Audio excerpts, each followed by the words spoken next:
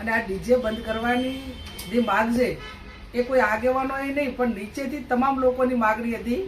કે આ ડીજેના માધ્યમથી જ્યાં પણ પ્રસંગ હોય ત્યાં મોડા સુધી યુવાનો યુવતીઓ અને ટેકનોલોજીના માધ્યમથી એ નાચે, સંસ્કૃતિને શોભે નહીં એવા ગીતો ગાય અને ઇલેક્ટ્રિક હોવાના કારણે એ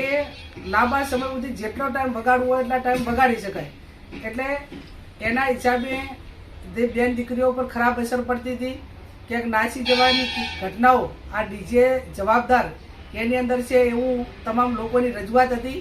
અને એના કારણે જ્યારે 4/1/2026ના રોજ વાગડ મુકામે સમગ્ર 3 જિલ્લાનું ઠાકોર સમાજનું જે બંધારણ એ સમાજે જે નક્કી કર્યું એ 27 તાલુકા, 3 જિલ્લા અને અનેક આગેવાનો, ભારતીય જનતા પાર્ટી હોય, કોંગ્રેસ હોય, આ બધાએ સાથે મળીને આ બંધારણ કર્યું હતું. અને એ ટાઈમે બંધારણ વાંચતા પહેલાં મેં પોતે વાત પણ કરી હતી કે આ બંધારણ છે એ કોઈ વ્યક્તિ નહીં, સમગ્ર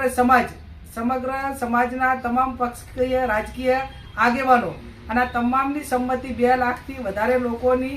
સહીઓ લઈને આ બંધારણ અમલમાં મૂક્યું હતું.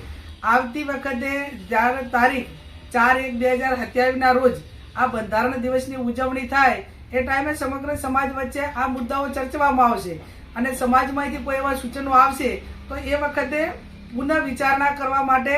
જે કાંઈ વાત હશે એ ટાઈમે મૂકવામાં આવશે.